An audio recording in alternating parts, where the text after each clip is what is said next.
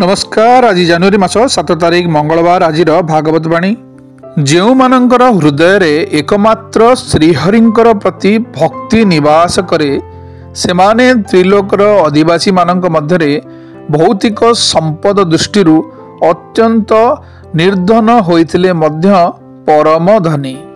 कारण यही भक्ति सूत्र रे बांधी होई साक्षात भगवान मध्य तांकर परम धाम छाड़ी आसी सेही भक्त मानक हृदय रे नित्य निवास करती। भूलोकरे श्रीमद् भगवत हेउची साक्षात परम ब्रह्मंकर विग्रह।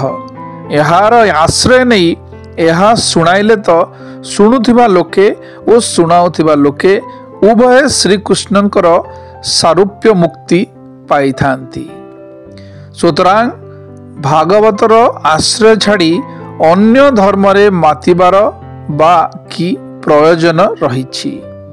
शुभ सकाळ। दिनटी आपणकर मंगलमय हो।